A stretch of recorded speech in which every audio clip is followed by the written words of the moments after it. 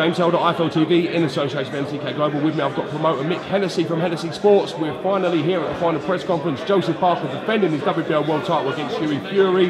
Firstly, great press conference. How did you sort of find it, Mick? I mean, firstly, I'm over the moon to be here at Old Trafford. I mean, what a venue, what a place to stage a press conference.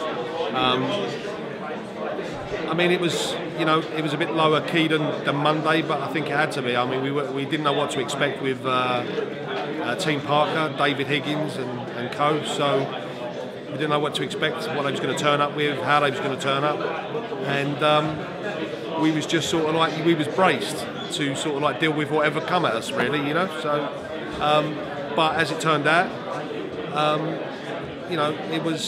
there were some good points got across. Talk of things that had gone on in the background with other promoters and stuff, and David Higgins has begun to realise that the only people telling the truth was our side, and that's a good thing because he's admitted that in public and it's come out. So yeah, I mean, from that point of view, it was a quality press conference, and also you could see with the fighters, they're very, very serious at the moment, and especially Hughie. You can see Hughie is absolutely 100% in the zone, and he don't normally talk knockouts, but he's in that frame of mind at the moment. If you went back and asked Hughie a year ago in a press conference what was going to happen, he'd say, however I get the win, I'll get the win. But that was a different Hughie Fury sat there today.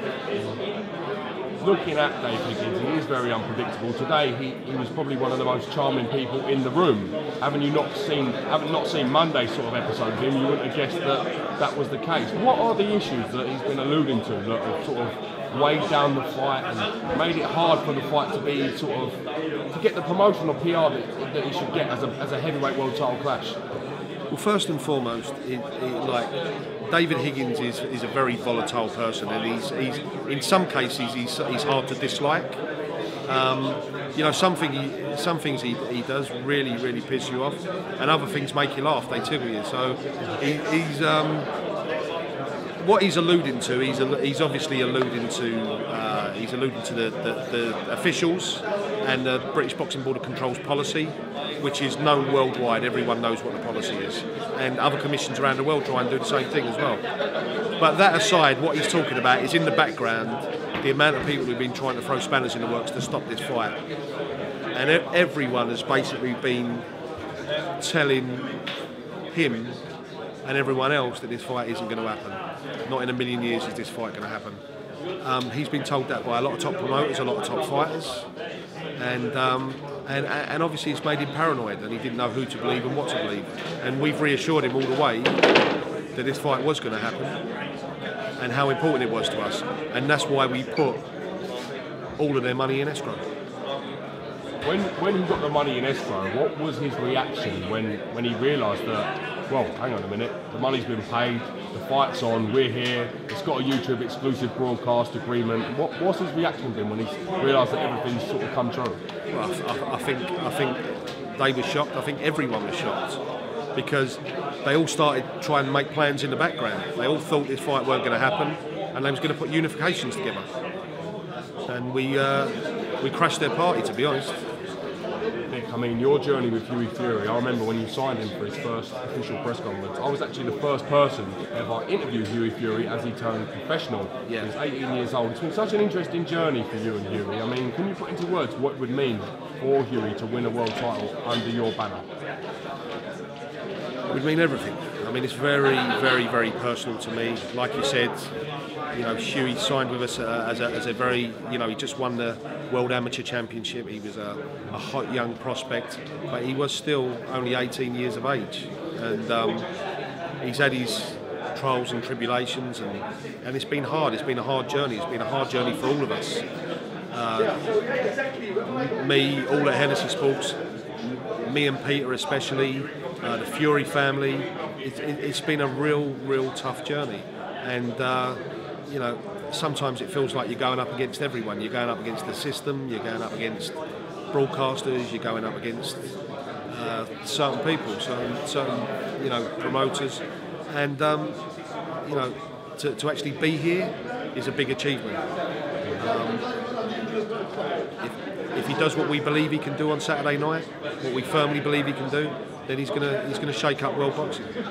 Tyson Fury was here at the press conference today, and Kevin Barry, Joseph Parker's trainer, he made quite an interesting point. If it wasn't for Tyson Fury, Joseph Parker wouldn't have that belt. We wouldn't be in this situation with this fight right now. I mean, Anthony Joshua wouldn't have any of his stuff. There you go. So do you think it's redemption for the Fury family, the fact that Hughie Fury's got a chance to capture one of those belts and bring it back home, so to speak? I do, yeah, I do. This is bringing the belt home to the Fury name and to Manchester, no question. It's important. It's there's gonna be a lot come out over the next few years because some of the things that we've all had to endure over the last few years is beyond belief. Problems being put our way at the highest level. So, we're still there. We're not going to give up. We're still fighting, and we're going to come good. It must be a great honour for the Fury family to have one heavyweight world champion in the family, but to potentially have two in the family. It must be a huge honour. How have they handled the sort of the pressure and the circus that goes around such a big fight? Well, they take this sort of thing in their stride, really. It's in their blood, it's in their name, it's in their family. They kind of do take it in their stride. You wouldn't. I mean, my son's an amateur boxer and a quality one at that. But I can't imagine, having your son in a heavyweight world championship. I mean, it's just super level, isn't it? And Peter's kept everyone's, in the team, especially Hughie's, feet on the ground, and absolutely prepared him brilliantly for this.